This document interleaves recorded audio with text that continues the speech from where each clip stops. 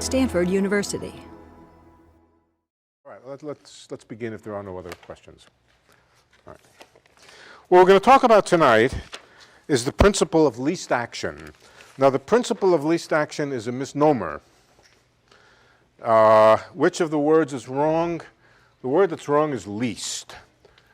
It is not generally the case that the equations of motion of Newton or anybody else for that matter, classical equations, tell you that the action, whatever that is, we're going to come to it, that the action is minimum. It tells you that the action is stationary. So let's talk about the notion of minimum, stationary, and so forth in, first of all, a simpler context. Let's think about the laws of physics, but a special case of the laws of physics. The special case of the laws of physics is what are the laws determining equilibrium? What are the laws determining the configurations of a system when it doesn't move, when it's not moving, when it's stationary? So that's a question. What are the laws of equilibrium? Equilibrium means that there are no reasons to think the object moves, if it's an object or whatever it is. And the answer, of course, is that the forces are equal to zero. If we have an object and it's not going to move, it doesn't accelerate, let's say it doesn't accelerate, it doesn't move, but in particular it doesn't accelerate, then we can ask what are the laws that govern that? And the answer is that the forces are zero. If the forces are derived from a potential, as all real forces are, if the forces are derived as the derivatives of potentials, potential energy function, which is a function of a collection of coordinates, I'll call them x. Later on tonight I may start calling them q, but for the moment let's just call them x. They could be the coordinates of a particle, they could be the coordinates of many particles. Then the condition that nothing moves is that the forces vanish, which is the same thing as saying that the derivative of the potential, let's take the case first of all of a particle moving on a line, that the ordinary derivative in that case, the ordinary derivative of the potential, d by dx is equal to 0. That's the condition that the force is equal to 0. And another way of saying that is that that the potential energy is stationary. What does stationary mean? It could mean, it means that the derivative is equal to 0. That's all it means. Okay, but if you want to draw a graph of the potential, where in this graph are the forces equal to 0? They're equal to 0, where the derivative is equal to 0, at the minima and the maxima of the functions. Now, notice, first of all, equilibrium does not require that the potential energy be minimum. It requires that the derivative be 0, which is the right words are that the potential energy is stationary. Stationary means it doesn't change if you move slightly to the left or slightly to the right, and it's just another way of saying the derivative vanishes. But let's think about a small displacement of x. At the moment, we're not necessarily at the minimum. We might be at the minimum, we might be anywheres. And let's think about how much the potential energy changes when we move a little bit. And the answer is, of course, dv by dx times, let's call the motion delta x, times delta x. The change per unit x times a small change in x, and that we can just call delta v. The change in v when we change x a little bit by amount delta x. And what is the rule? The rule is you're in equilibrium when delta v is equal to 0. Now, I made it a little more complicated over here than it was over here, but we're going to find out it's a useful notation, a useful way to think about it, that you're in equilibrium whenever you're at a point where the potential doesn't change when you move a little bit, when you make a little delta of x. Now, of course, this is true to first order in delta x. It's not completely true, but it's true as an approximation for first order in delta x. Now let's go on to a little more complicated situation. Suppose there are several coordinates. I'll draw it as two coordinates because I am not very good at drawing 12 or 15 coordinates. You say, why not 3? Well, the reason not 3 is because I need an axis for v. All right? I only have 2 axes left over, and I'm not even very good at that, but here's 2 axes left over, x and y. I don't know, let's call this x. Let's call this one y. Let's call this one y. All right? And suppose that the potential energy has some shape. It's a function of position, and it's a function which varies both with, now don't get, this is not a roller coaster. This is a hilly terrain which varies in both directions. Then where is an object in equilibrium? Again, it's in equilibrium when all the components of the force are equal to 0, and that means when all of the partial derivatives of v with respect to, let's call it xi now, and xi can mean x or y, or it could mean 59 other coordinates, or 10 to the 23rd more of them. V of x is a function of all the coordinates. Partial of v with respect to any given one of them is the component of force along that particular direction. And when all of them are equal to 0, not one of them, but when all of them are equal to 0, for all I, how do mathematicians write for all I? Upside down A or something, and where do they put the I? Over here? All right, I won't write it right, so I won't even try. dv by dx is equal to 0 for all v. Now, on this side over here, let's imagine, oh, and where is that? Let's first talk about what kind of places satisfy that. First of all, the bottoms of hills are places where dv dx is equal to 0. The tops of hills are also. At the top of a hill, every place you go goes downward. Well, every place you go starts out flat, that's this condition, but then it proceeds to go downward. At the bottom of a hill, you're at the bottom, so any place you go is up to second order. There are other kinds of stationary points. The other kind of stationary points are called saddle points. A saddle point is, you've all been on saddle points out in the mountains. A saddle point looks like that. Is that clear? I think it's clear. All right, somebody standing over here is in equilibrium. The derivative of v, this is v, with respect to, let's say, y is equal to 0. There's no variation as you go over the top of the hill this way. And it's also 0 if you go this way over here. So you are in equilibrium at this point. But 2 different directions. In one of them, the force, in fact, in one of them, the force pulls you back, and the other, if you deviate a little bit, the other one, the force sends you down the hill. But as long as you're right at the top, you're in equilibrium, right at the saddle point, not at the top, but right at the saddle point. So the generic situation for a stationary point is not that it's a maximum or a minimum, but that it's stationary and there may be different directions where you go down, some directions where you go up, but right at the saddle point, if you move a little bit, the change in the potential energy is 0 to first order. All right. So now what is the change in potential if you move a little bit?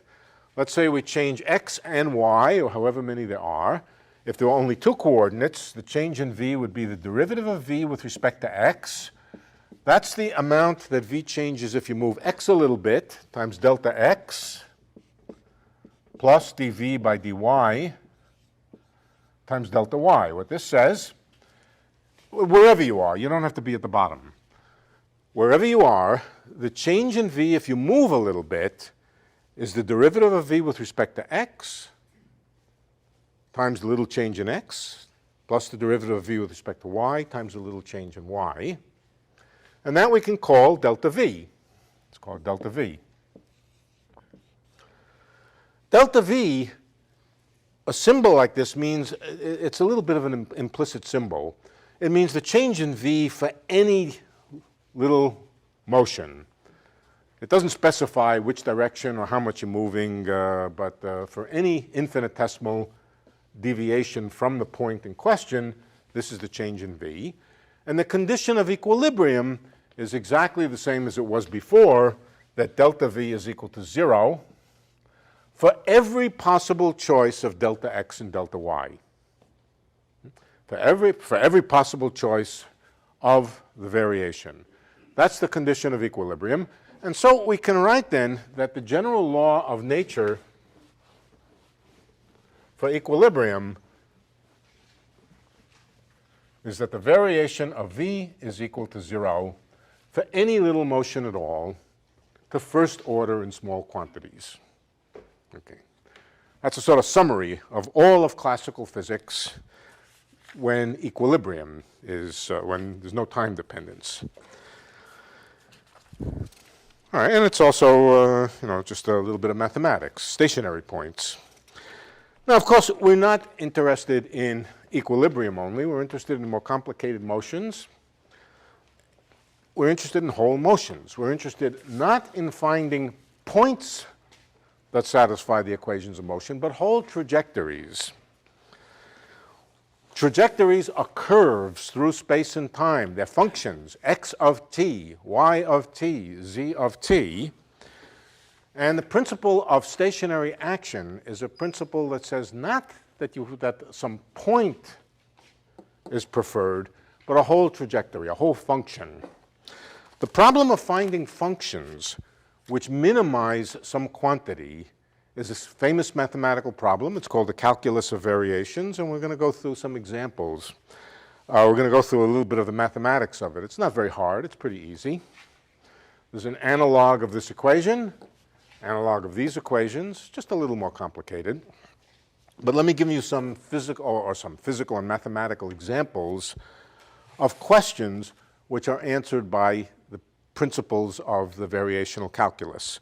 For example, the simplest one, which you probably all know, but let's spell it out anyway, is what is the shortest line between 2 points?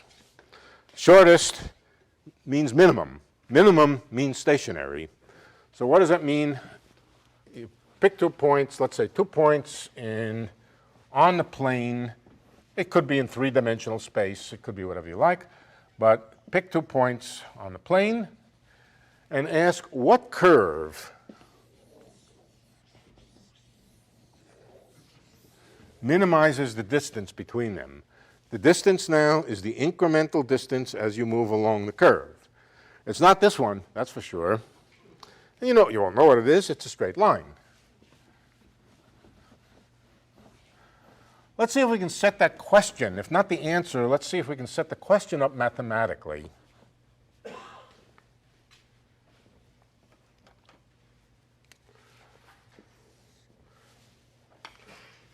Let's put the origin over here. We have 2 points. Let's call them x. This is x and y 1. This is x2 and y2. And I want to find the curve. Here's the curve, which minimizes the distance between them. That curve is defined by a function. And we could take it to be just, let's take this to be the x-axis. Let's take this to be the y-axis. And it's defined by some y of x. Suppose I give you a y of x that passes through these 2 points. Then along that y of x, there's some distance measured along y of x. In other words, you take a tape measure and you hug it to the line. You measure some distance. What is it? Let's see if we can calculate it. If I take some little incremental distance there, let's say it corresponds to dx. There's a little incremental distance dx. Then what's the length of that segment? The length of that segment, of course, the length of that segment, the distance here is dy. The length of the segment is the square root of dx squared plus dy squared. It's the length of this little line here, which is the hypotenuse of a triangle with I don't want to draw too many pieces to this curve here. There's a horizontal distance, a vertical distance, and the length of the little segment, let's call it ds. I don't know, again, I don't know what the history is of using s for distance along a curve. I don't know what it is. ds. S is distance along the curve. ds is obviously the square root of dx squared plus dy squared.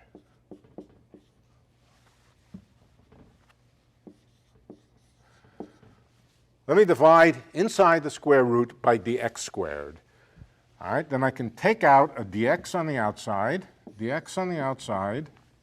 and write this as 1 plus dy by dx squared.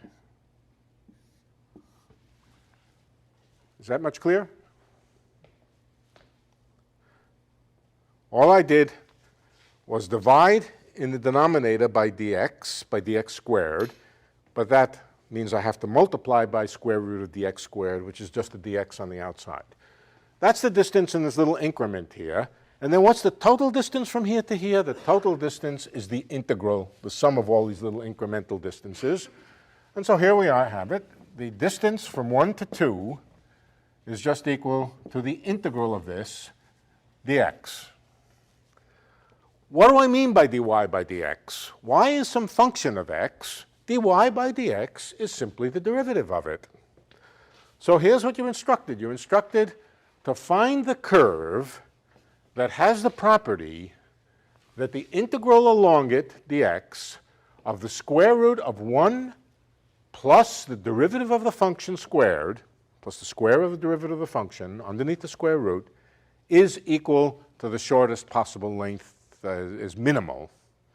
To say that it's minimal means that if you move it a little bit, it'll increase. If you move it this way, it'll increase that, and move it that way, it'll increase. But it also means you're at the bottom of something. You're at the bottom of this quantity with respect to any little change in what the function is. By analogy, with the case of just an ordinary function, we can write that the condition is that the variation of this is equal to 0. The analog of being at the bottom of something is always that the variation, no matter for any little change of what are we going to change, incidentally? We're going to change the function. Any little change in the function will increase the length. Any little change in the function will increase the length in the same way that any motion away from here will increase it. Okay. Implication is that the derivative is equal to 0 or the variation is equal to 0. So the question then is, how do we solve a problem like this? Solving it for us is going to mean one thing. We are not going to frequently be able to solve most problems. This one we can solve. But the answer is a straight line, of course. But solving an equation like this for us is going to mean to reduce it to a differential equation, to an equation similar to Newton's equations. Reducing it to an equation of motion which would allow us to study it in little incremental steps. Right? So solving a variational problem like this means reducing it to a simple differential equation. We'll take that to be a solution of the problem. All right, that's one example. Let me give you some more examples of similar situations. Here's another one, a very similar one. It's the principle not of least. Oh, incidentally, you could ask this question not on the flat blackboard, but you could ask this question on an arbitrary surface. Supposing I give you a surface. It could be the surface of the Earth. It could be the spherical surface of the Earth, or it could be a terrain out in hilly country somewheres. And I would like to put a stake in over here and a stake in over here and find the shortest distance between them. There's the shortest route between them. Physically or experimentally, how would I do it? I might attach a string over here, pull the string as tight as possible, and when it's pulled as tight as possible, it will define some shortest distance between them. It will not be a straight line. Why? Because the surface is curved. So you could generalize this question. I won't write the equations for it, but you could generalize the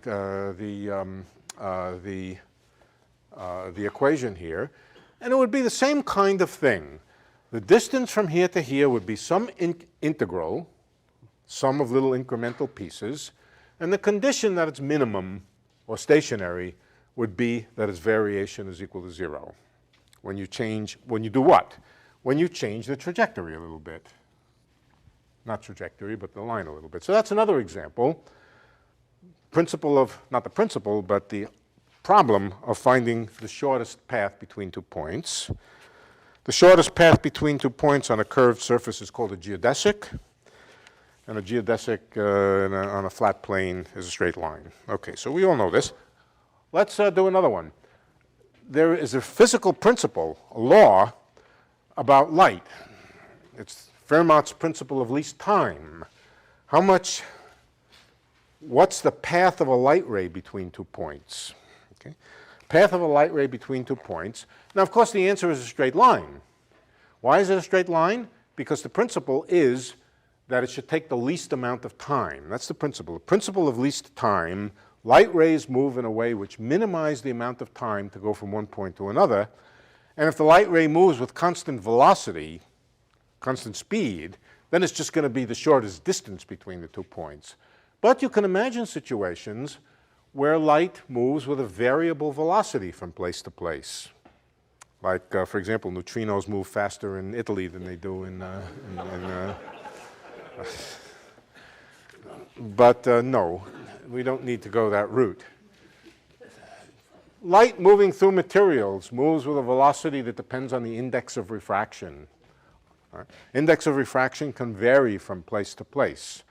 So supposing we had a light ray moving from here to here with a speed of light which depended on where we were. Right? So here we are, we have a light ray moving from here to here, and the speed of light c is some general function of x and y. It's a function. Then how do we do the problem? Well, let's again construct the time that it takes to go from here to here as an integral. It's clearly the sum of the time that it takes to go every little incremental distance. The little incremental distance, let's go back a step. The little incremental distance from one point to another was the square root of dx squared plus dy squared. Now, that's the distance between these 2 points. How long does it take for light to go between them? Time is equal to distance divided by velocity, right? Time is distance divided by velocity. Here's the distance the light ray goes between here and here, divided by the velocity, but now remember that the velocity is a function of position. We can do the same trick that we did before. Take out the factor dx and write this as 1 plus dy by dx squared. And now our problem is to find the function y of x which minimizes this integral. The thing in the integral depends on both x and y, but also on the derivative of y with respect to x. That's characteristic, that the things in the integrals that we're going to be examining depend not only on x and y, or position, or whatever it happens to be, but also derivatives or slopes of functions. So here's another example, very similar to the, and in fact, this is the way light moves through a medium of variable index of refraction. It finds not the shortest path, but the shortest time that it can go. We don't need to dwell on that very much. I think probably a good many of you know that. But now let's think about mechanics problem. The general mechanics problem, let's take the special mechanics problem first. The special mechanics problem that we always deal with first is a motion on a line, one-dimensional motion on a line. And we can think of the horizontal axis as x, the vertical axis as t. Now, t is the independent variable. Usually you plot the independent variable horizontally, but because time, as everybody knows, flows upward, I got a very interesting, from your granddad, gave me a very interesting paper on the cognitive issue of how time is represented in various cultures. And then how is it represented graphically and in terms of space things? And it turns out that the psychological experiments say that for all people who use an alphabet which proceeds from left to right, they all, here's the experiment they did, a fascinating experiment.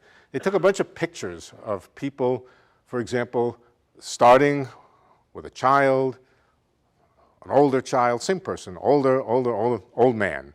And they told them to arrange those pictures in a sequence. All people who used systems of writing which proceed from left to right, put them, from left to right that way. Chinese, who write from top down, put them this way. Child, old man. Israelis, which way did they go? The other way. So it's apparent that they envision time differently, this way, for Israelis.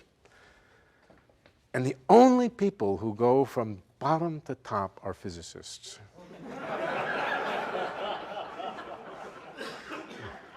She didn't say that, the psychologist. I just said it now. It's apparently the only people who realize that time flows upward are physicists.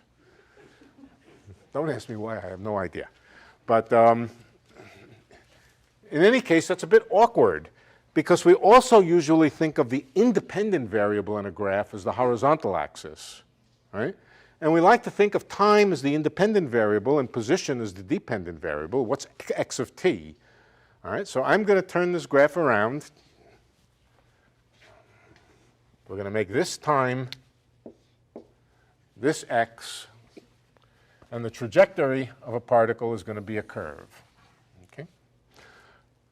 The problem, all right, so there's a standard problem of mechanics. We've talked about it before.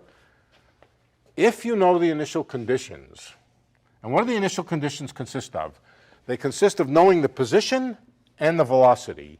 So on this diagram here, knowing the position is, of course, knowing what x is at a particular time. Knowing the velocity is knowing the derivative.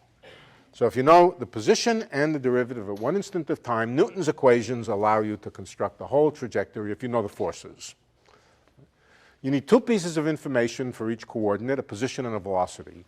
The other version of classical mechanics is to say, again, you need two pieces of information for each coordinate. Instead of knowing the initial position and velocity, you know the position at time t0, let's call it x0, and you know the position, let's call it, this is at t1, and you know x at time t1, let's call it just x of 1.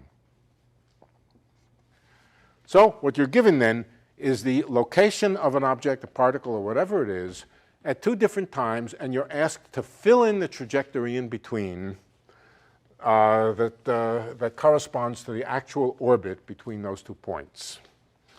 Okay. This time, the initial velocity will be part of the solution. You'll need to aim it in the right way with the right velocity to get it to go to that point in space and time. So the initial velocity will not be now an input, it will be part of the solution.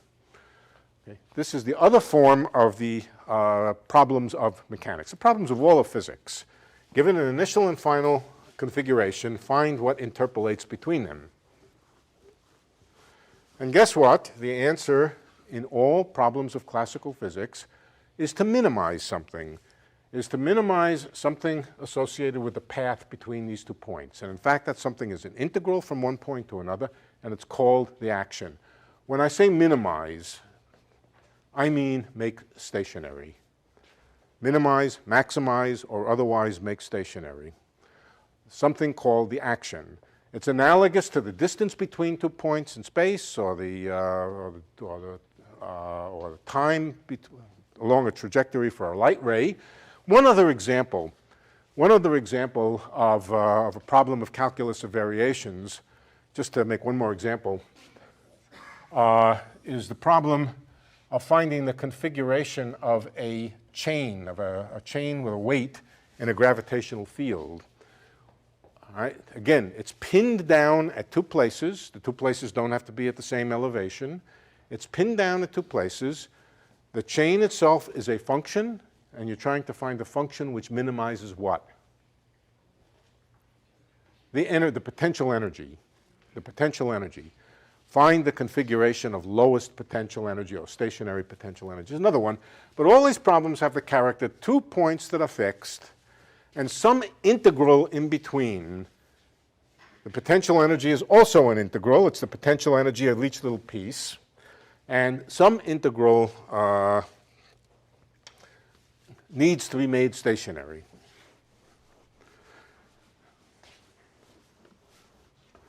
Now, what's the connection between this form of mechanics? Well, let's write it out first. Let's write it out first.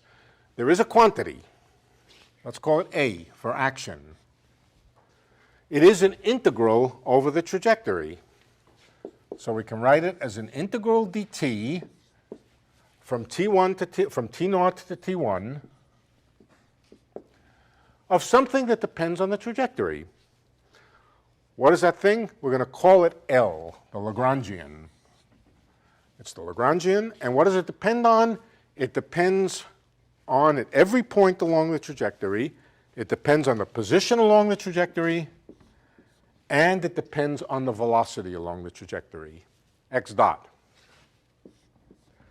That's analogous to the situation over here where the thing in the integral depended on both the derivative of the function and the x itself, x, maybe even y. The analogy here would have, well, it would have x being like t. The thing you're integrating over is x. Here, the thing you're integrating over is t. And you're trying to find a trajectory which minimizes a certain quantity. The question is, how do you do that? Or better yet, maybe not better yet, but maybe a little more modest, how do you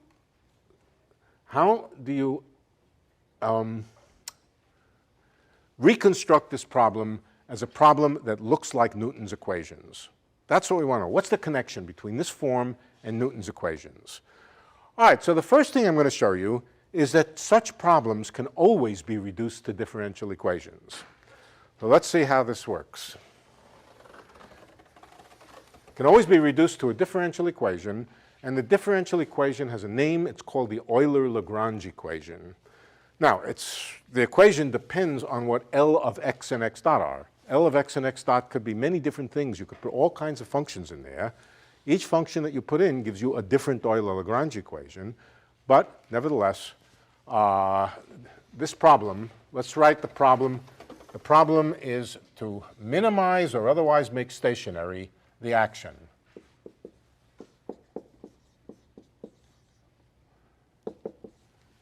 To make it stationary, in other words, to do the same thing to it as you do when you find the minimum of a potential energy. Make it stationary. Okay, so the way to do it is to reduce it to the problem of minimizing an ordinary function. And the way you do that is by replacing this precise problem by an approximate problem. The approximate problem goes like this. Divide up the time axis into little increments.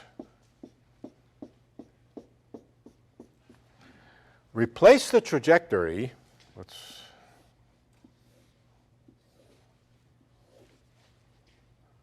Replace the trajectory by a sequence of intervals and so forth. Take the size of each increment and call it epsilon. Epsilon, small number. Epsilon is always a small number. Call it epsilon. What we're going to do in the end is shrink it to 0. In the process of shrinking it to 0, we will replace this sort of piecewise straight line by an arbitrary curve. We're going to shrink epsilon to 0. But before we do, let's work out the approximate theory. The approximate theory replaces the integral by a sum. All right, so how do you replace an integral by a sum? integral dx or integral dt. Integral is just a fancy symbol for sum. This becomes summation. The reason the integral is drawn like an S is because it stands for sum. Okay? But we're going to replace that continuous sum, the integral, by an ordinary sum. What are we going to sum over? We're going to sum over each one of these little segments here. Let's call this the ith segment over here. Well, no, let's not use the segments. Let's call this the ith site. This is I minus 1. This is I plus 1. Can everybody read that? I minus 1, I plus 1, and so forth and so on. We'll label these lines I. All right? And let's take into account, first of all, what do we do with dt? What does dt really mean?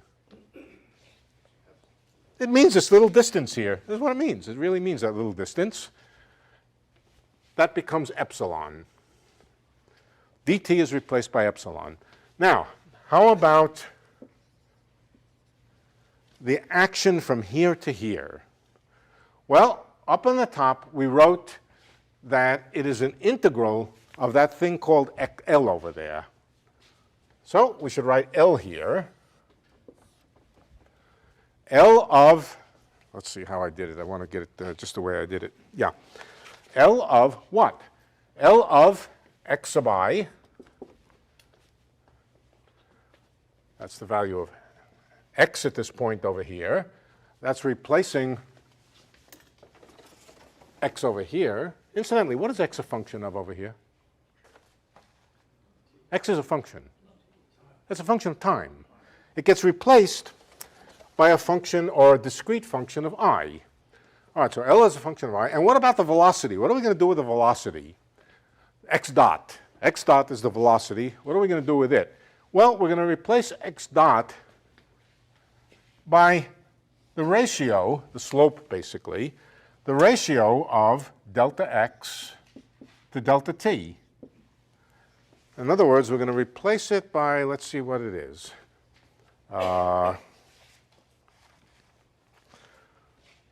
Let's write it x sub I plus 1 minus x sub I over epsilon. This is the approximation to the velocity between I and I plus 1. I'm now focusing on the interval between I and I plus 1, right over here. Right. This quantity, this Lagrangian quantity, depends on position, and it depends on velocity, and velocity is being approximated by the change in position divided by the time interval. And what do we do with this? We sum it. We sum it over all of these little intervals here. That's an approximation to the action. Now we have a function which is only a function of some discrete variables, x sub I, all the x's. We've replaced the continuous function by a function of these heights. This is an ordinary function now of these heights. And we can ask to make it stationary. How do we make it stationary? By differentiating with respect to the xi's. Let me just in case anybody has gotten confused, I does not stand for the direction of space. It doesn't stand for the particle number. It just it stands for time. Okay. All right, so let's go to a particular point over here, the point I. And let's differentiate this expression with respect to xi. We're changing xi, keeping everything else fixed.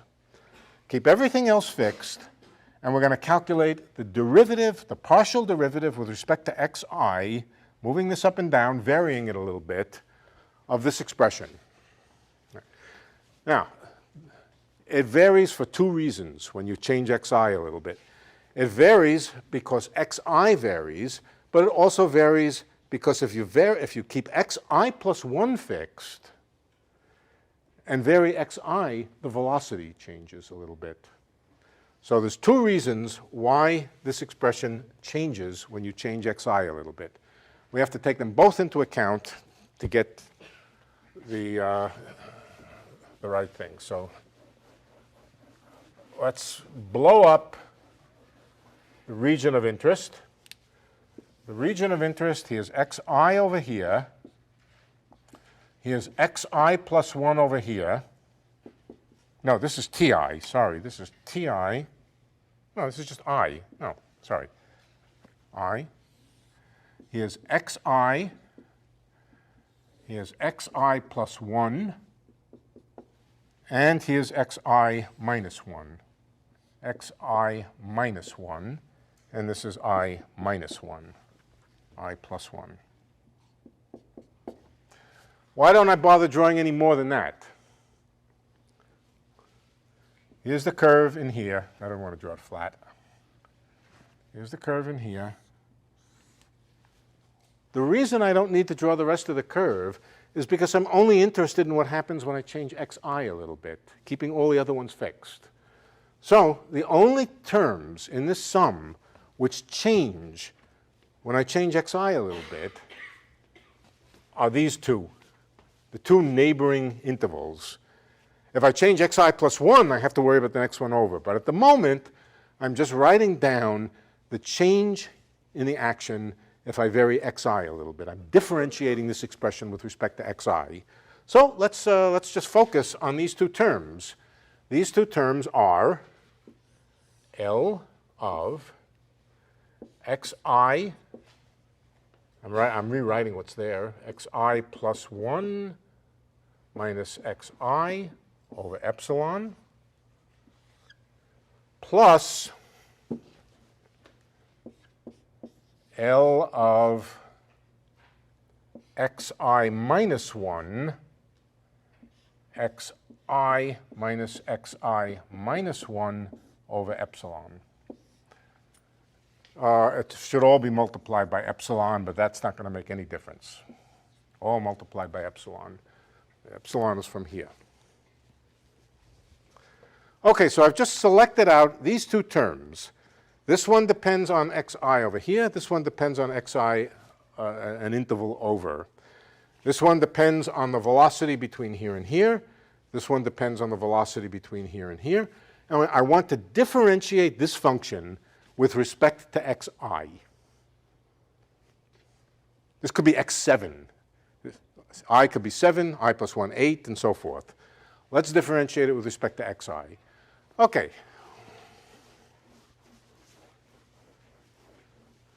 This term depends on xi directly. This one does not. It only depends on xi minus 1. So this one we have to differentiate with respect to xi over here. That will give us epsilon times the derivative of L with respect to xi. And this is xi and xi plus 1 minus xi over epsilon. Let's just call this velocity. Let's just call this velocity I. This symbol I'm just going to call velocity. It's an approximation to the velocity, and I'm going to label it as belonging to the point vi. Now, what about this one over here? This one does not depend on xi. This depends on xi minus 1. So when I differentiate it with respect to xi, I don't get anything. All right. What about when I differentiate with respect to xi from the dependence from here? What do I get? Now this one's a little bit easier. Let's do this one first. We get plus epsilon L of xi minus 1. Sorry. We're differentiating with respect to xi here. Anybody got to know what to do? Yeah. Partial L with respect to xi dot, basically. Right? V. Or v. Yeah. Right, good. Partial of L with respect to vi times the change in vi when I change xi a little bit. And what is that? That's 1 over epsilon. The change in vi when I change xi a little bit. Now, what about this one over here? Same kind of thing. 1 over epsilon, derivative of the Lagrangian with respect to the velocity with a minus sign. Why? Because when I move vi a little bit, in this term over here, let's say I increase vi, then the velocity increases here, but it decreases here. So that means there's a minus sign here.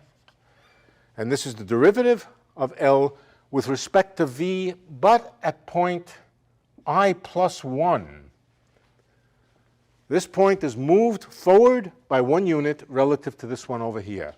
So there are two terms, well, 3 terms, excuse me. One of them is just the derivative of the Lagrangian with respect to position, and the other two have to do with the derivative of Lagrangian with respect to velocity. But notice that they're shifted with respect to each other a little bit. In fact, this is the difference of two functions at neighboring points divided by epsilon. All times, there's overall epsilon everywhere. That doesn't matter.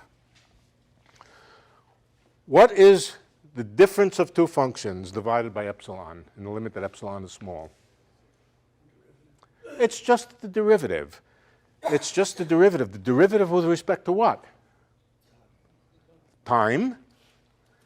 And so we can replace all of this by simply writing it's minus, if you keep track of the signs, derivative with respect to time of the derivative of the Lagrangian with respect to the velocity.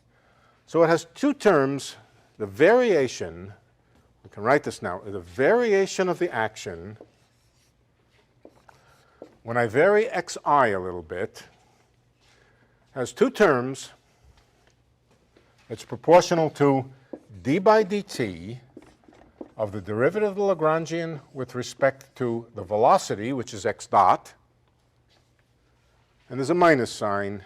Let's see. Maybe this one's the minus sign. Plus derivative of the Lagrangian with respect to x. Okay, again, just to go through it briefly again. We just differentiate the Lagrangian with respect to x. That's clearly an obvious thing to do. We want to see how much this thing changes when we vary xi a little bit. That's this term. And then there are two terms coming from the velocity dependence. One associated with the interval in front of that point, and one associated with the interval behind that point. And they come in with opposite sign, because when you move this point up and down, the velocities in the two terms here differ by sign, the change in the velocity. If you move this point up, this velocity increases and this velocity decreases. That's why there's a minus sign, and that's why there's a derivative with respect to time. All right, so the general rule, the action principle, is equivalent.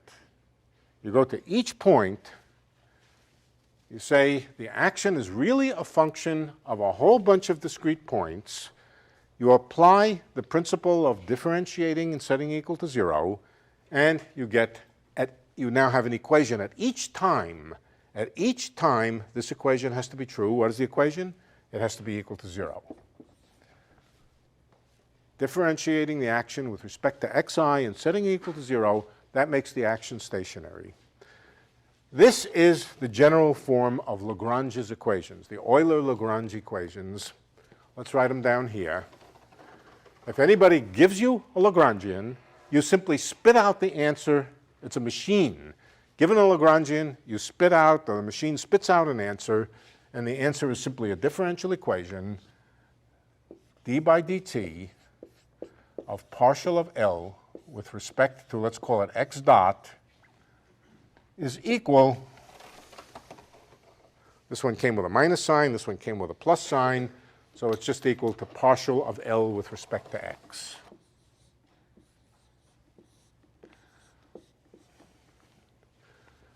That's a general way of, and this is a differential equation. We'll see, we'll work out some examples. This is a differential equation. We'll work out very specific examples. Question. Yeah. So the result that we have, correct me if I'm wrong, it seems like it depends on, that this result is valid for any function of x and x dot. Is that true? Yes. You call it a Lagrangian, if not a Lagrangian. You can call it anything you want. Okay. You call it the distance between 2 points. I mean, you can now take, there's an example up there. In that example, x replaces t and y replaces x. I'm sorry I did that, but I did. X replaces t because it's the independent variable, and y replaces x. And you can go through that and apply the Euler-Lagrange equations and get an equation of motion that basically tells you what the trajectory of a straight line is, an equation that has linear solutions, straight line solutions. All right, now, the question. I said that this is an alternative formulation of Newton's equations. What I meant by that is that we can find an L such that when you write down the Euler-Lagrange equations, it is Newton's equation. I will tell you, now we're just going to do it. Now we're just going to do it. We're going to write down what L is for a particle moving in a potential energy. Our potential energy is V of x.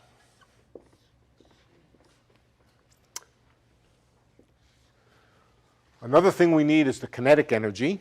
This is the potential energy. It's called P. Kinetic energy, 1/2 m x dot squared. Potential energy and kinetic energy. And now I'll tell you what the Lagrangian is. The Lagrangian, which depends on x dot and x, is just equal to the kinetic energy. And now we could take a vote, but I won't. Shall we put in V of x? No, I won't subject you to a vote. The answer is no. You put in minus V of x. Now that's odd, that's weird, right? How come it's not the sum of the kinetic energy plus the potential energy? Well, it's just not the energy. We're looking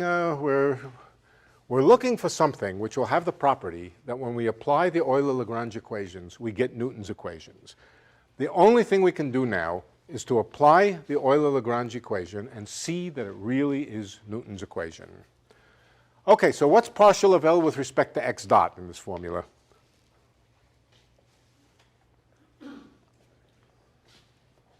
Partial of L with respect to x dot is just m x dot, right?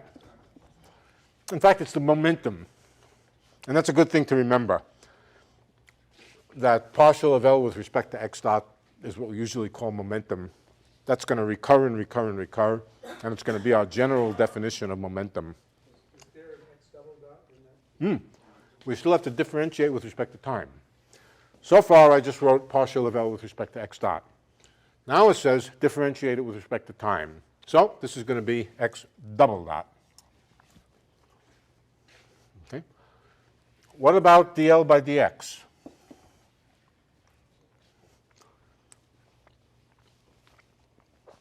Here's the x dependence. dl by dx is minus, because of this minus sign, is equal to minus dv by dx. Or just derivative, ordinary derivative of v with respect to x. dv by dx. Well, if you remember, this is nothing but Newton's equations. One equation. Mass times acceleration is equal to minus dv dx, which we called force. Okay, so at least in this one example, we have reduced the problem of making the action stationary to solving Newton's equations. They're equivalent. Okay? They're completely equivalent. How about many particles and many coordinates?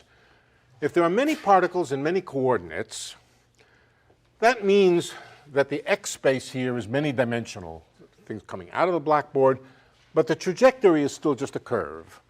The trajectory is now a curve through a many-dimensional space, and we have to apply the same rule to every coordinate, x, y, z, x of particle 1, y of particle 7, and so forth. We have to apply exactly the same rule. First of all, what is the Lagrangian? I should start with what the Lagrangian is. The Lagrangian is exactly the same, except that it's a function of all of the coordinates. I hesitate to write xi because I've used that. I made a mistake. I should not have used I over here. That was a bad thing to do, because by doing it, I use the notation which I'm going to I now stands for the particles and the directions of space. Different I. We're finished with this I. We're finished with that one. We did what we needed with that. We're finished with it. Let's erase that blackboard. I does not stand for discrete time anymore. It stands for X, Y, or Z. It stands for particle number 1, 3, 7, 15. It's all of the coordinates that we're interested in. And Lagrangian becomes a function of all of the coordinates and all of the velocities. All of the coordinates and all of the velocities. And if you go through exactly the same exercise, you can try it out yourself, you go through exactly the same exercise, you find out that at each point of time, at each interval, there's a separate equation for each coordinate. You want to minimize the action with respect to each coordinate. All right? And so all that happens is you have a separate equation for each I. You have a Lagrangian, which depends on all of the coordinates and all the velocities, and the equations, the Euler-Lagrange equations, are simply one equation for each coordinate. All right, so let's go through what the construction is then for many particles. If you have many particles, you do exactly the same thing. Potential energy is V of xi. Kinetic energy is sum over all the i's, mxi, mv squared. Okay? You do exactly the same thing, and what do you get? You get m x sub I double dot, and what happens to dv by dx? It becomes the partial derivative of v with respect to xi.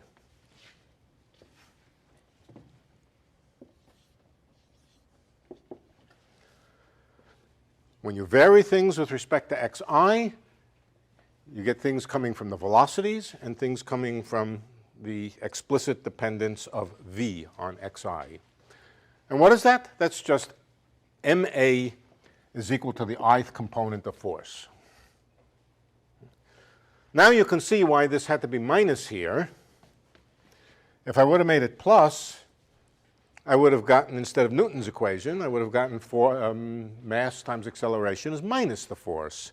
And then I'd have to go back and say, look, I have to redefine what I mean by force. I have to redefine what I mean by potential energy. But with the definitions we've used up till now, the Lagrangian is kinetic energy minus potential energy. And that gives you Newton's equations as the Euler-Lagrange equations for the action principle. Now, that's a lot of stuff. That's a lot of stuff, and it's abstract. Is it? Yeah. So it seems like the Lagrangian and the action principle comes from a kind of working back from the answer. Mm-hmm. Like we want to use calculus of variations, and so we need a functional that's equivalent to Newton's law. Is that the way to look at it? No. Oh. No, it's not the way we will want to look at it. We will want to think about it differently.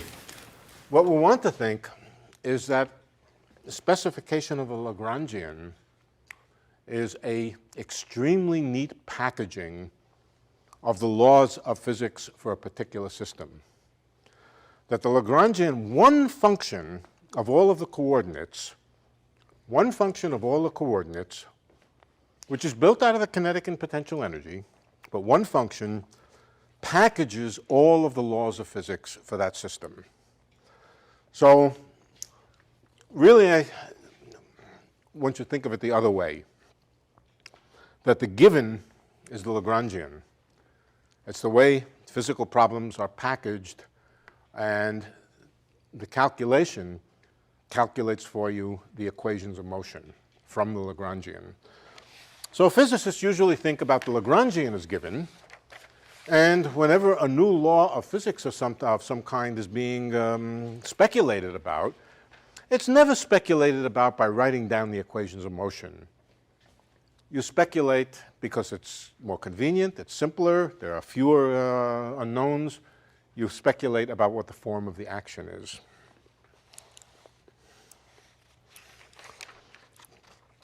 So it's one function that packages the entire laws of physics for that particular system. Okay, that's good. That's one reason why it's a useful thing, because it packages things simply.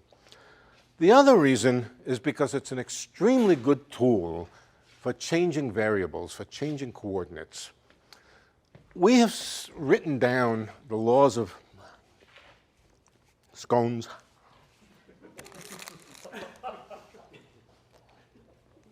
in coffee.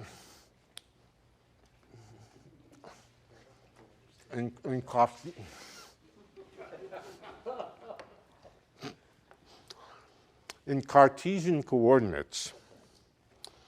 We could write them down in polar coordinates. We could write them down in your favorite coordinates. We've written them down in coordinates that we've imagined to be standing still. We could try writing them down in coordinates which are moving or accelerating or rotating. We'll do that in a minute.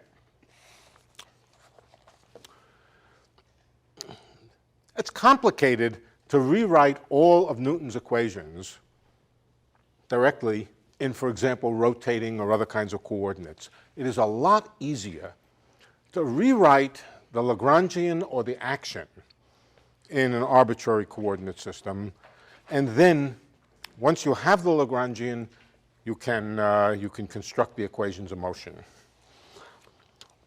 The point is that the action principle is really a statement that doesn't depend on the coordinates you use. If I tell you that the shortest distance between here and here is a straight line, that doesn't depend on what coordinates I use on the table here. I could use Cartesian coordinates, I could use polar coordinates, I could use curvilinear coordinates of all kinds. The physical fact that it's a straight line is independent of the coordinates. And the physical fact that the straight line is the shortest distance between the 2 points does not depend on the coordinates.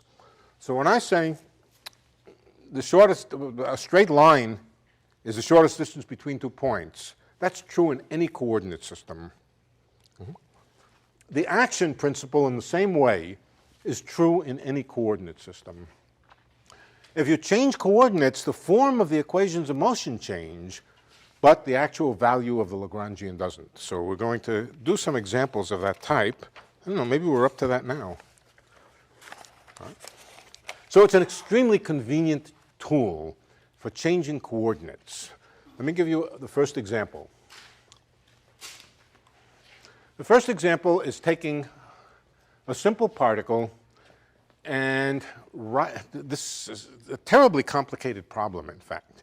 If you try to do it directly, taking Newton's equations, or even just forget Newton's equations, just the equation for without any force, just forget forces, just the equation for a particle moving in a straight line. And what I'm interested in now is 2 frames of reference. One is a stationary frame of reference, an inertial frame of reference, and in this frame of reference, Newton's equations apply. And in fact, we're going to set force equal to 0, so that just says mass times acceleration equals 0, mass times y double dot is equal to 0. It's a 2-dimensional problem. The other coordinate system, which I'll draw in red, looks like this. Now that's pretty easy, except we're going to make it harder. We're going to make it harder by making the red coordinates rotate with time. All right? And ask, in other words, its physics is seen by somebody standing on a carousel. What do the laws of physics look like? In particular, the simplest of all laws of physics, what does it look like and how do we describe it from the viewpoint of a turntable or a carousel? You might have a little bit of fun trying to work it out directly without ever having heard of the Lagrangian, and then try it with Lagrangian, and I think you'll find that the Lagrangian is the fast way to do it. Okay. The blue coordinate system is described by x, little x and little y. The red coordinate system is described by big X and big Y. Can I prove that? No. You're supposed to laugh at that. Okay.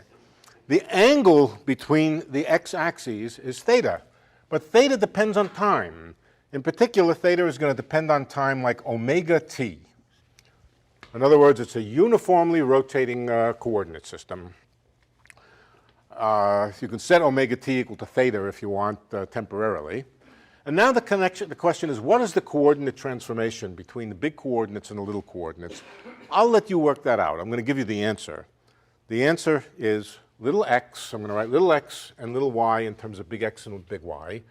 Little x is equal to big X times cosine of the cosine of the angle, cosine omega t, plus big Y times sine omega t. How about little y? Anybody want to take a shot at it? Minus x cosine, sine omega t. Plus y cosine of omega t. That's correct.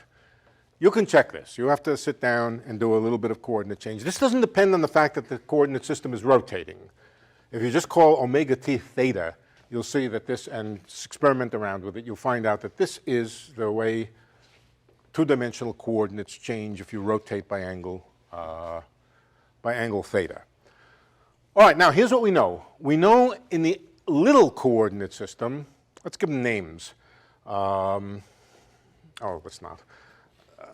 In the stationary coordinate system, the non-rotating coordinate system, Newton's equations and the Newton's laws are the right laws, and we can summarize that by writing a Lagrangian. The Lagrangian and an action. Integral L dt with L equaling little 1/2 m over 2 x dot squared, little x dot squared plus y dot squared. No potential energy, the simplest thing with no potential energy at all. If we apply the Euler-Lagrange equations to this, we'll just get mx double dot is equal to 0 from the left-hand side. Mx double dot is equal to 0. No potential energy, so there's no right-hand side at all. Same thing for y, and that just tells us that things move without acceleration. How do we work it out in the big coordinates? Well, we say all we have to do, the principle is the same. The principle is the principle of least action, but all we have to do is rewrite the action, or the Lagrangian, in terms of big X's and big Y's. That's not hard. It looks much harder than it is, but it's easy to do. All we have to do is figure out what x dot and y dot are and plug them into here. So I'll write down the answers for you. You can check them. Little x dot is equal, we're just going to differentiate this with respect to time. It's big X dot times cosine omega t. Oh, it's going to take more room. All right, let's do it. Cosine omega t, and now we have to differentiate the sine. Sine also depends on time. So what's the derivative of this term?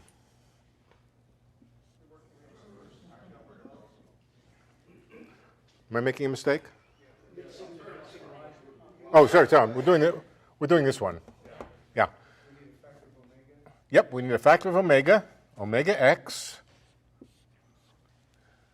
times the derivative of the cosine, which is sine omega t.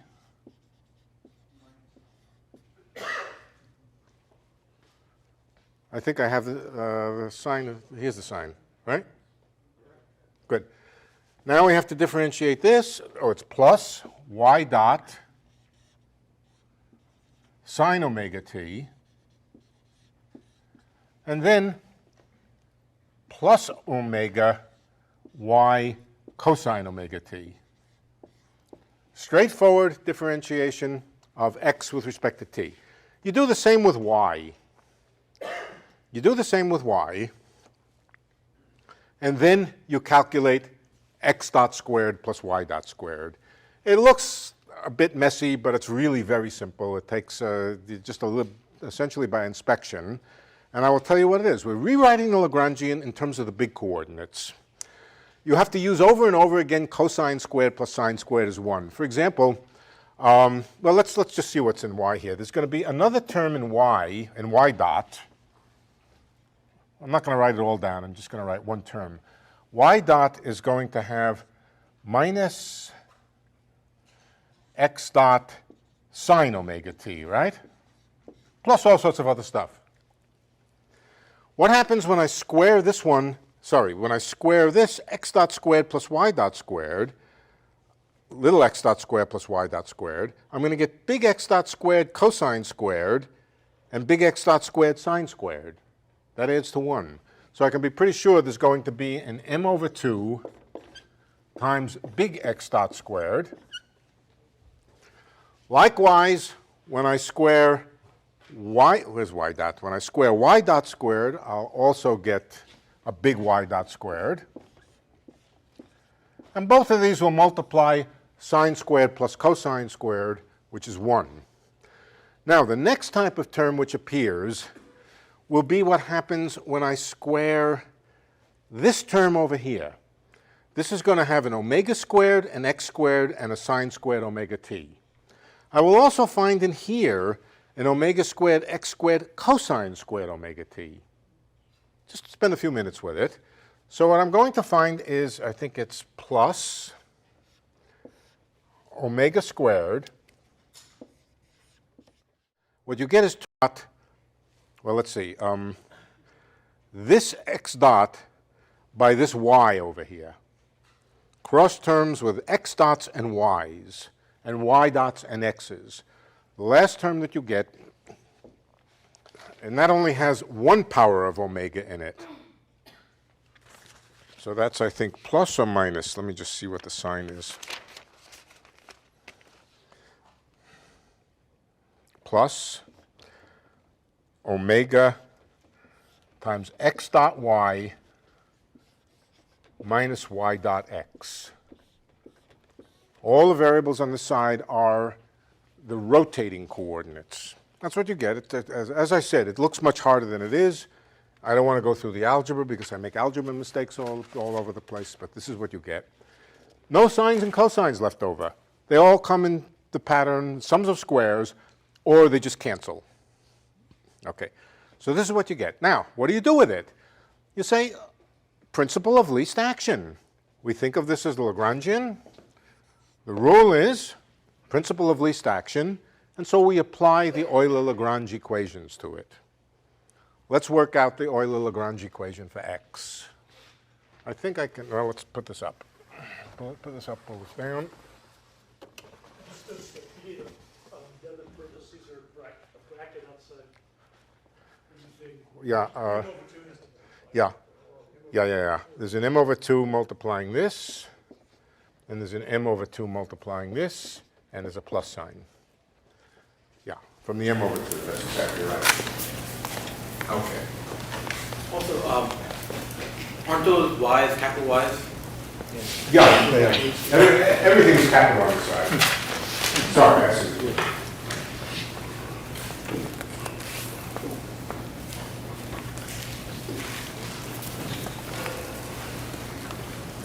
Got it.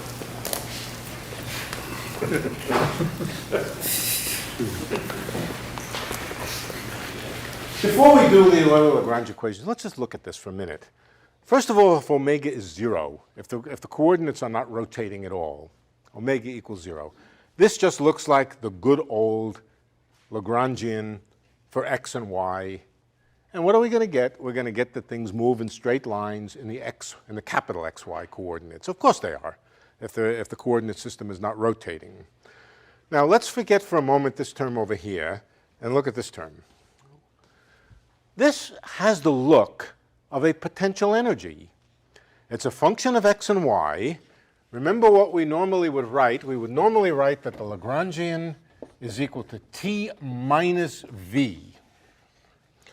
So this has the look of a potential energy where the potential energy here, it's a fictitious, but you can call it fictitious if you want. call it a fictitious potential energy. A fictitious potential energy, V fictitious, which is equal to minus omega squared m over 2 x squared plus y squared. Capital X squared and y squared. Minus because the Lagrangian always has t minus v. What would a potential energy like this do to a particle in xy space? Like a radius there, it looks like a radius. It's a force. It's a potential energy which depends on the square of the distance from the origin. Which way is the force pointing? Away from it. Same. It's outward, right? Outward, radially outward. You have a potential energy which falls off in any direction. X squared plus y squared is r squared. The potential energy is negative. That means you're on the top of a hill at the origin. If you're at the origin, you're at the top of a hill, and the top of the hill is falling off quadratically. What is this? It's the centrifugal force. If you're on a rotating carousel and you put a particle down on the floor, it'll get pushed out toward the edge by centrifugal force. So this is just centrifugal force. This one is Coriolis force. Okay, it's Coriolis force. And notice it's a new kind of term in the Lagrangian. It's a new kind of term which depends both on coordinates and velocities. Linear in velocities and coordinates. It's something new. It leads to a kind of force. Whenever you have a situation like this, it leads to a kind of force which is called a velocity-dependent force. So to see how it works, what we want to do is write out the Euler-Lagrange equations. Let's write out the Euler-Lagrange equation for x.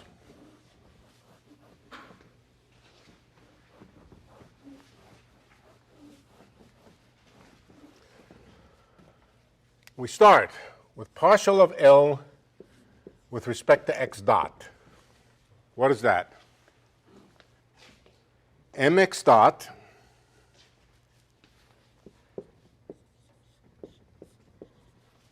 what we usually call momentum, but now there's another term. It's m omega over 2 times y, derivative of L with respect to x dot. So let's add that in, plus m omega over 2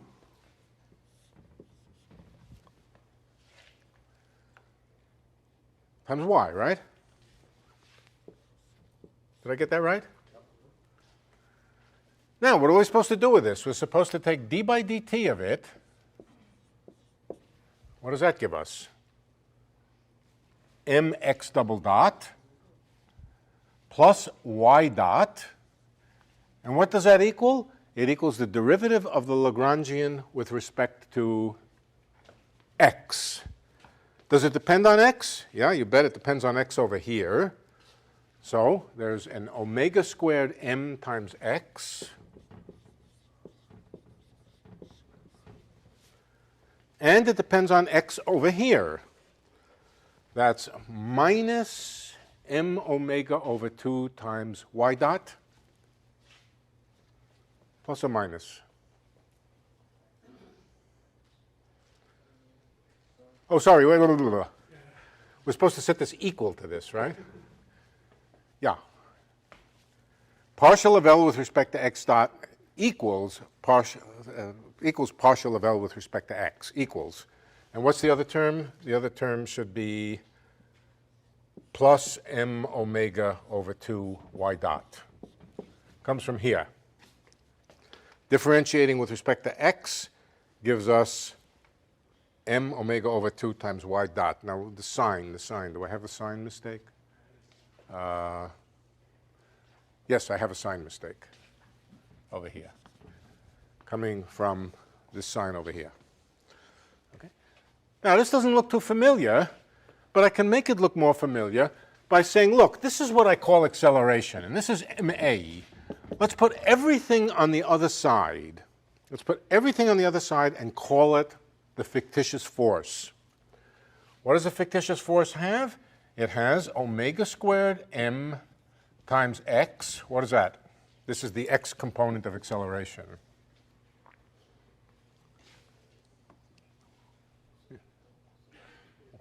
That's a centrifugal force. It's a centrifugal force. Centrifugal force, the component of it is proportional to x. The x component of it is proportional to x. What about the other term?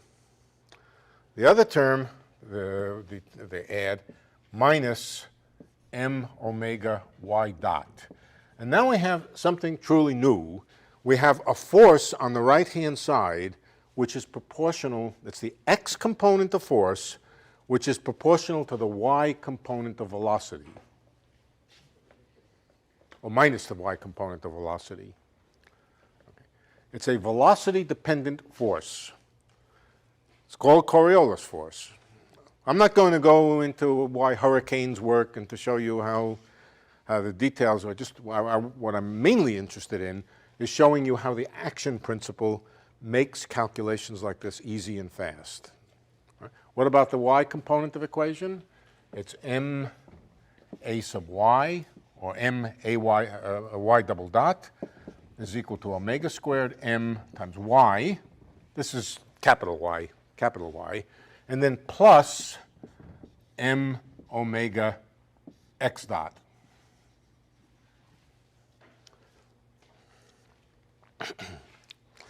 Okay, so there's an effective force seen on the rotating turntable or on the carousel, which is centrifugal force. It looks sort of like a garden variety potential energy, except it's pushing outward. And then a velocity-dependent force, a new thing, a new kind of thing. We might not have guessed it very easily. Well, we might have or we might not have, but it's packaged extremely neatly in the action principle. Would this work for arbitrarily curved coordinates? Yes, yes, for any coordinates. And not only can the coordinates be curved, but they can be time-dependent. Here, these coordinates were not only curved, but they were also time-dependent. Let's do another simple example. This is an even simpler example. Polar coordinates, just ordinary polar coordinates, not time-dependent, not moving, ordinary polar coordinates. And work out the equations of motion for an ordinary particle with a potential which depends on radius, let's say. Okay, so what's our coordinates? Now our coordinates are just, this is x and this is y. This is r, and this is theta. Okay. I want to write down the 1/2 m x dot squared plus y dot squared. But I want to write it in terms of r and theta. Okay, that's easy. You just write that x. Now, theta is not changing with time. And theta is now the theta coordinate of the particle. It is changing with time. If the particle moves, theta changes with time. Okay? And so does r. All right. But x is equal to r cosine theta, y is equal to r sine theta. We can take the time derivative of x, the time derivative of y, square them, and add them together. What do we get? This is equal, I'll tell you what it is. It's 1/2 m times r dot squared. That's the term coming from r. And then there's a term coming from theta, and it happens to be plus r squared theta dot squared. Now, as I said, you get this simply by differentiating x with respect to time. X dot, for example, will be r dot cosine theta plus r minus r sine theta theta dot. Y dot will be r dot sine theta plus r cosine theta theta dot. Let's look at it. X dot squared plus y dot squared. X dot squared will have r dot squared times cosine theta plus cosine squared plus sine squared. So that'll be your r dot squared. It'll also have r squared sine squared, cosine squared, and theta dot squared. That's this term here. And what about the cross terms? You'll have this times this, and they cancel. So this is then the Lagrangian in polar coordinates. If I want to add a potential energy, let's add a potential energy. That will be minus V of r. I'm taking the case now where the potential energy depends on distance from the origin. It could depend on theta too, but for our purposes now, it's called a central force problem. The central force problem, the potential energy only depends on distance from the origin. And there it is. Now we can write down the Euler-Lagrange equations very simply.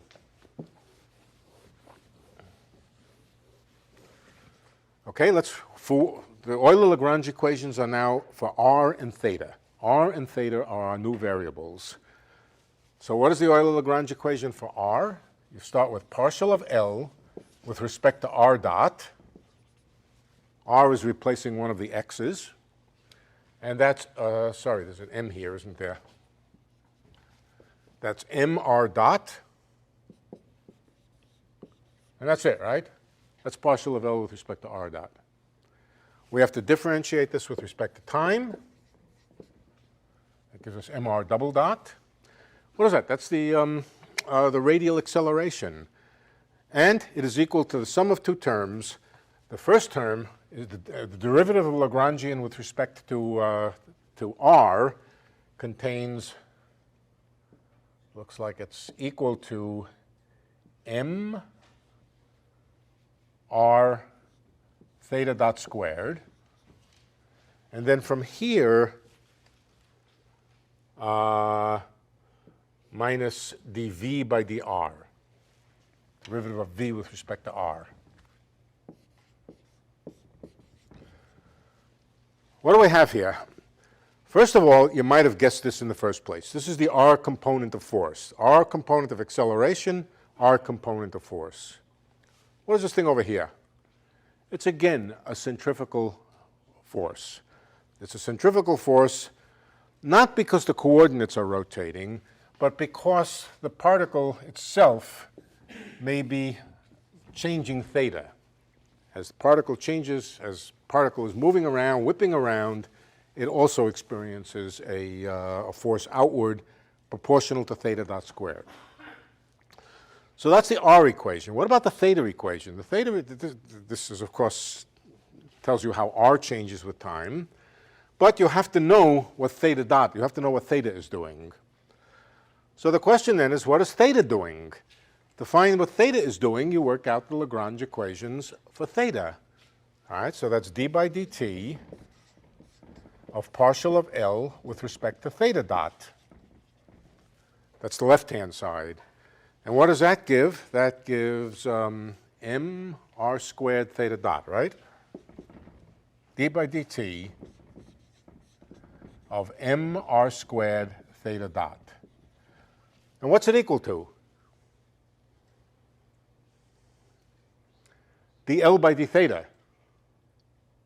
That's the other part of the Euler-Lagrange equation. The other half of the Euler-Lagrange equation is dl by d coordinate. Well, what is dl by d theta? L doesn't depend on theta. It depends on theta dot, but it doesn't depend on theta. So it's just what? 0. Now that's very interesting. Look what it says. Let's erase this over here. d by dt of mr squared theta dot is equal to 0. This says something is conserved. Here's the conserved quantity right here. Angular momentum. Angular momentum, m r squared theta dot, its derivative is 0. That's the conservation of angular momentum. What did it follow from? It followed from, among other things, assuming that v did not depend on theta. If v had depended on theta, we would have gotten another term on the right-hand side here. So if v only depends on radial distance, then there's a conservation law. And this is very general. If you have a Lagrangian that doesn't depend on a coordinate for one reason or another, then there will always be a conservation law. We'll come back to that. That's going to be a very important theme, probably next time. Yeah, if you have a Lagrangian that doesn't depend explicitly on a coordinate, right, then there will be a conservation law, and it'll be a conservation of this quantity right here. Okay? We're going to come back to that. Incidentally, there's a name for coordinates which don't appear in the Lagrangian. It's a historical name. They're called cyclic coordinates, and there's nothing cyclic about them. Absolutely nothing cyclic about them. They're called cyclic coordinates if they don't appear directly in the Lagrangian. And theta is a cyclic coordinate. Now, of course, theta happens to be cyclic. It's an angle. But you can have all kinds of coordinates that aren't angles that can be cyclic.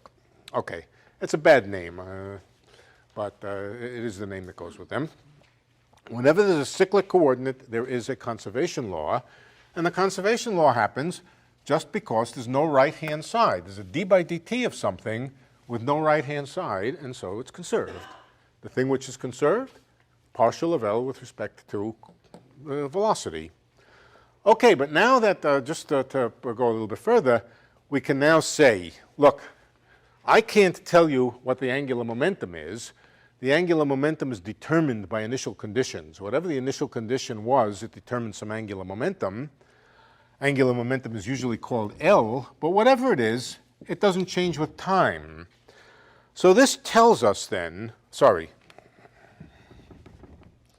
the angular momentum is equal to a constant L. It doesn't change with time. So once you know it, you know it. The initial condition tells you what it is. Whatever it was to start with, it stays that way. And so what it tells you is that theta dot is equal to L over mr squared. That's what it tells you.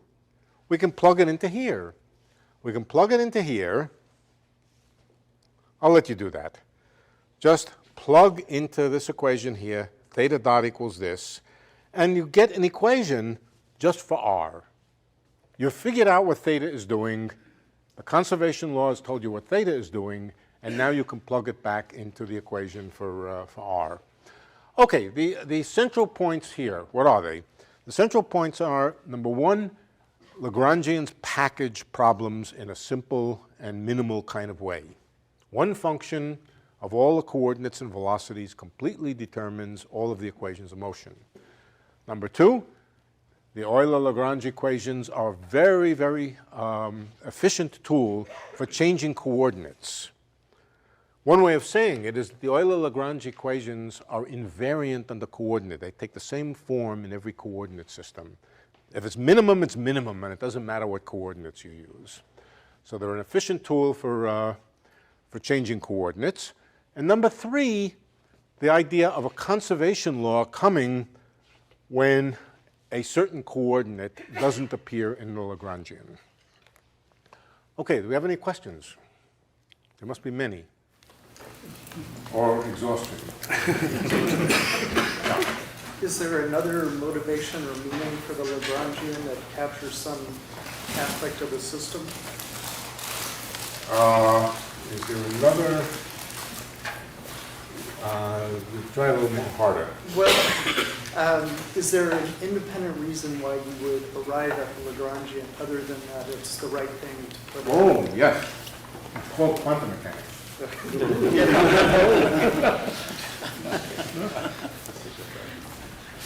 But for us now, it's simply a fact of experience. Not a fact of experience of pushing things around and so forth. I'm talking about the experience of basically 100 years of classical physics in the 19th century between the end of the 17th century and the later part of the mid-19th century, that many laws of physics, it was realized, could be cast in this form. Not just particles moving around, incidentally.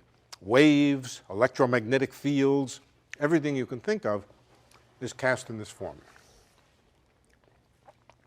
So, as I said, a matter of experience, meaning the experience of physicists for 100 years or more than 100 years, eventually led to this framework. And there are no examples, there are no known examples of laws of physics that don't fall into this framework. If this was all there was to it, we would be puzzled. Why is this true? The answer is that it's a deep aspect of quantum mechanics that leads to it, but that's for a later time. Okay, yeah. In the Lagrangian you have on the right-hand side of the board, can you resolve the energy there into kinetic energy plus a potential energy? Because it looks like you have that last term is neither kinetic nor. That's right. Okay, we need a deeper concept of energy. The deeper concept of energy is called the Hamiltonian, and we will come to it. This is the Lagrangian form of the equations, but I will tell you anyway what the energy is. The energy is just the sum of these two. This does not contribute to the energy. Exercise. Prove that the sum of these two is conserved. Take the equations of motion and prove that, that the sum of these two is conserved with time. I don't want to do it now because we're going to do it in a uniform way when we study the Hamiltonian formulation of classical mechanics. But it's a good question. What happened to energy? Answer, this one doesn't contribute to energy at all.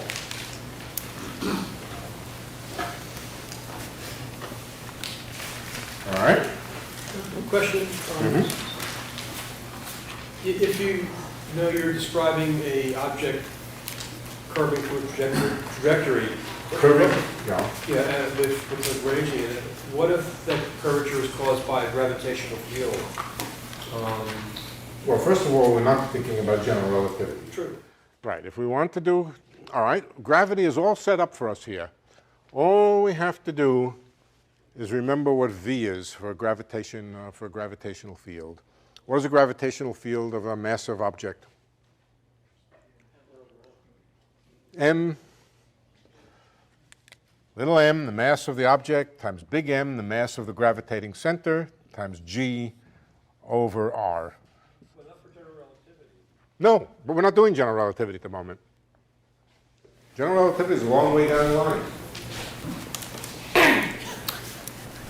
So, excuse me, those energy terms, Yeah.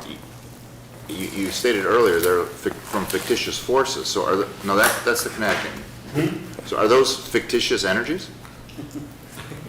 Look, fictitious is a funny word. Well, no, because we're talking about you're on the merry-go-round and you're seeing something, Yeah. and by definition in the first coordinate system you said no forces. Right. Okay, but from a merry-go-round it looks like there are forces. Right. So then you would back calculate and it would look like there were energies. Right. So they're The person fictitious. in the rotating frame of reference will say in every possible respect, this is a potential energy, and that's a, so the answer, okay, so what's the answer? The answer is that energy is not something which is invariant under coordinate transformations in general. In particular, it's not invariant under time-dependent coordinate transformations. Given a coordinate, given this problem, there is a conserved energy, but it is not the same energy that that the other fellow in the rest frame said. Actually, it is. I take that back. It is the same energy, isn't it? Remember where this came from? Let's see. Where did it come from? No, it's not the same energy. Yes. No. No, not quite.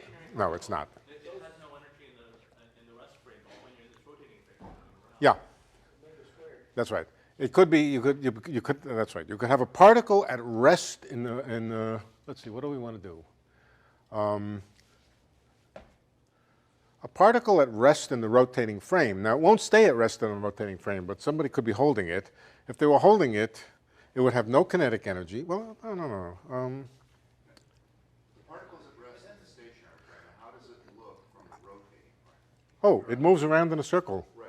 So It moves around in a circle. it has kinetic energy. It looks like it has kinetic energy, right. Right, but it also has some centrifugal energy. Right, it has some centrifugal energy also. Well, that's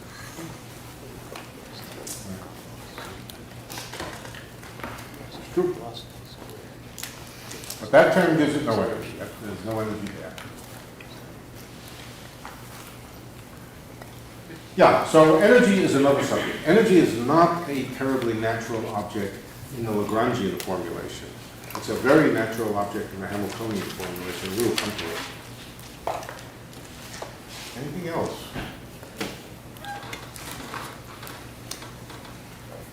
A question? In where you have that, the rightmost term, x dot, that the perpendicular term, if I can call it that, Yeah. up in your, on the left. You know, yeah, right. Sure. Up on the red coordinates up there, I was wondering if possible, I was trying to draw using the red x-axis, that component from Yeah. its point of view. Okay, I don't know how to draw that. Right, so let's draw the red axis as being stationary, as if we were in the red coordinate frame. And you want to know, What that final what Yeah. that final force or perpendicular component. so let's It's look going at to it. be proportional to y dot. All right, whatever it is, this is, all right, where is it? Where is the force? The force is, what was the x component of force? Well, it was proportional to y dot. There was some coefficient. And the x component and the y component of force was proportional to minus x dot. Yeah, there's an omega there, probably an m, but the important thing was the y dot and the x dot. All right, so the first thing is that this force is perpendicular to the velocity. How do I see that it's perpendicular to the velocity? I take the dot product of the force with the velocity. That'll be f of x times x dot plus f of y times y dot, x dot, y dot, and they cancel. So first of all, if the particle is moving in some trajectory, the Coriolis force is always perpendicular to it. Whatever the direction of motion, the Coriolis force is perpendicular to it. It's proportional to the magnitude of the velocity. That tells you a lot. There's not that much more to know. It's proportional to the magnitude of the velocity. Let's go back, take this away. So it's perpendicular to the velocity, proportional to the magnitude of the velocity, and proportional to the angular momentum, the angular velocity of the coordinate system. Thank you. So all this discussion about energy, one thing, when you compute the Lagrangian, you're doing it in an inertial frame, right? Well, I mean, you won't, yeah, you probably wouldn't start out in a rotating frame, right? You probably wouldn't. But I think the lesson here is that not so much that you start with a form of the equations of motion that you got from somewheres. You got from somewheres, and here is how to transform it from one coordinate system to another, right? But yeah, sure. Typically, for a problem involving particles like this, you might say, look, we know the answer in the inertial frame. but I mean, you wouldn't write down the Lagrangian as, I mean, this seems obvious, but as m over 2 big x dot squared plus y dot squared, just a priori, because kinetic energy is in an inertial frame of reference, right? Right. Yeah. Right. No, the rule is, Newton's rule is that in an inertial frame, the laws of motion are Newton's equations, which translates into the statement that in an inertial frame, this is the form of the Lagrangian. Right. Incidentally, this kind of term here is not particularly unique to Coriolis force. You know any place else where a similar term like that occurs? Charged particle in a magnetic field. Right. For a charged particle in a magnetic field, you would have the charge of the particle and the magnitude of the magnetic field. In particular, if you had a magnetic field pointing into the blackboard, or out of the blackboard, either way, charged particle of charge E, magnetic field B, uniform magnetic field, this would be the form of the Lagrangian. Are there any constraints on what kind of function can be a Lagrangian other than smoothness? There are, and we'll come to that. But at the moment, I haven't told you anything that would make you suggest there are certain kinds of constraints. But the answer is yes. And incidentally, one thing, an exercise is to take those equations of motion. I lost them. Where are they? They're of the form x double dot is equal to omega, what is it, omega squared x plus y dot, I'm leaving out masses, y double dot is equal to omega here, omega squared y minus omega x dot, something like that. Can you prove that one of the trajectories of the system is just moving in a circle about the origin? It better be, because that's just the original particle standing still somewhere. Moving in a circle would be what the person on the carousel sees. So you should be able to see that gives rise to a particle that moves on a circle. Once you know that, then you should know that particles in a magnetic field move in circles. These equations are exactly the same. Would remain in the same circle or would tend to go out? No, it remains in the same circle. Yeah. There are solutions of the equations where it just stays in a circle. Of course, you can also have it moving out.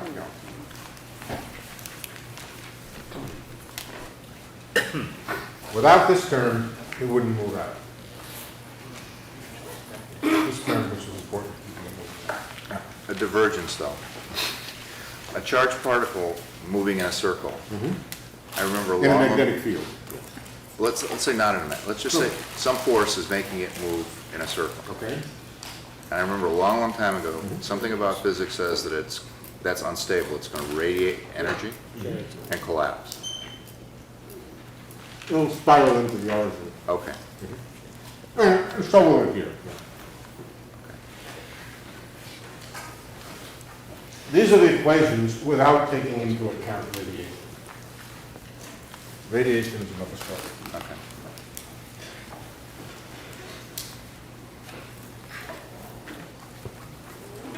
No other questions? Where do we get hurricanes? Where do we get hurricanes? They're fictitious. Yeah. Coriolis course, I'm told, is very important to them. Are there any meteorologists here? Can you explain? No, I can't.